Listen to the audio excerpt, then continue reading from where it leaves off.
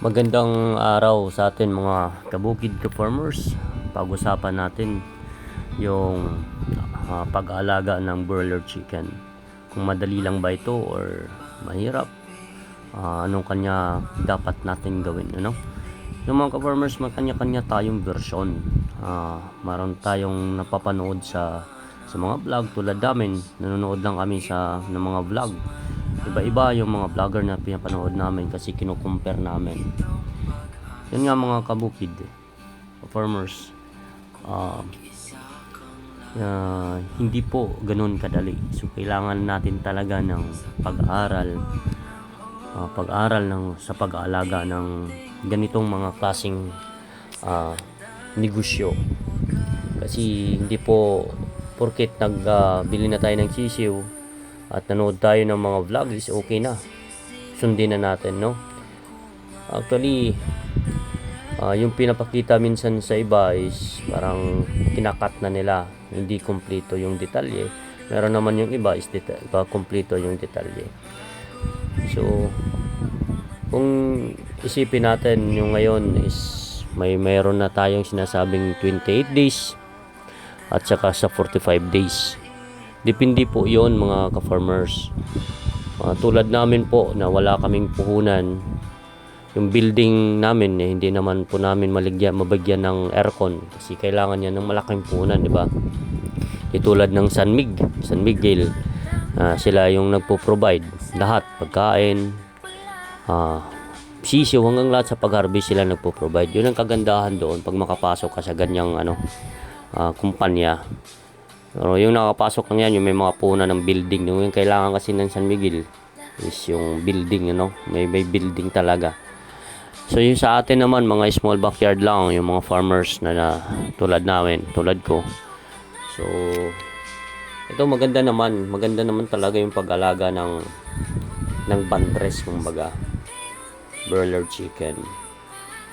Sundin lang natin yung gabay, yung guide sa pag-alaga nito.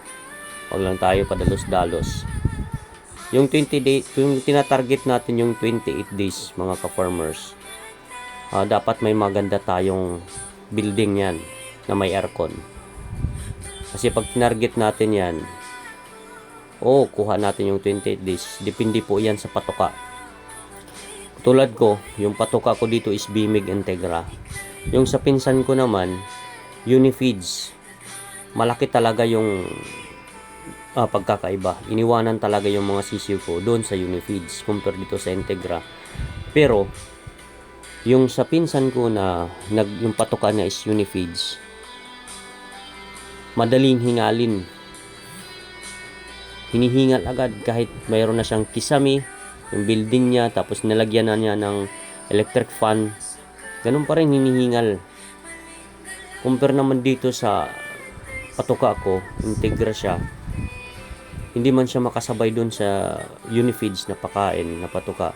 Pero yung list ako ng mortality, hindi sila masyadong hinihingal. Kaya lang, tanggalin ko lang yung trapal dyan na nakapalibot.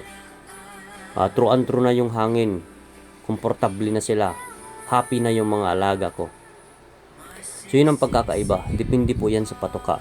Kung gusto natin ng mabilisan, mag-adjust tayo dun sa pagkain, pero dapat meron tayong magandang gusali para sa kanila. Tulad sa atin, kung kayong nag-uumpisa, okay lang naman yung ganito, yung open lang. Kasi wala tayong puhunan pa, no? Maganda ng ganito lang muna. Pero sabi ko nga, pag-aralan nyo rin. Kasi kumpara sa akin, mas maganda to kasi kumpara sa baboy Kasi dito, sa 35 days, kasi yung sa amin mga ka-farmers, 35 days yung target namin dito. Yung 35 days, mayroon na tayo ditong 2 kilos. So pag nalinisan na, dressed chicken na siya, 1.5 kilos to make it sure. Sigurado yan. 1.5 kilos sa 2 kilos. In 35 days po yan. So okay na rin. Kung meron tayo nito at least kahit malang tinatarget namin ngayon yung 1,000 heads.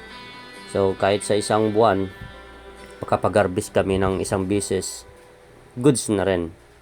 'Di ba? At least tuloy-tuloy. Yan ang tinatarget namin. Basta marunong lang tayo nito mga ka-farmers, kabukid. Least yung mortality natin dito. Wag lang natin tipirin sa patuka. Diskarte lang. Tiwala lang sa sarili. Wag lang tayo masyadong pakampante din na okay na. Alagaan lang natin ng maayos yung mga alaga natin. Ito kasi yung susi sa tagumpay natin. Hindi man tayo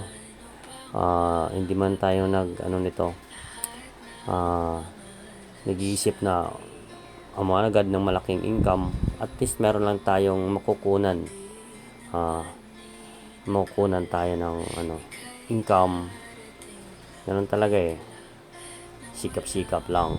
So yan mga ka-farmers, yung sabi ko, kailangan natin kailangan nyo rin ng pag-aaral ng mga ganito.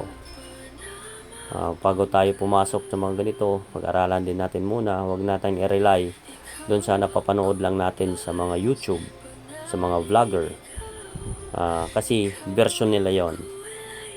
Although may nagbibigay sa atin ng idea, guide, pero mas mainam pa rin yung nag-observer din tayo.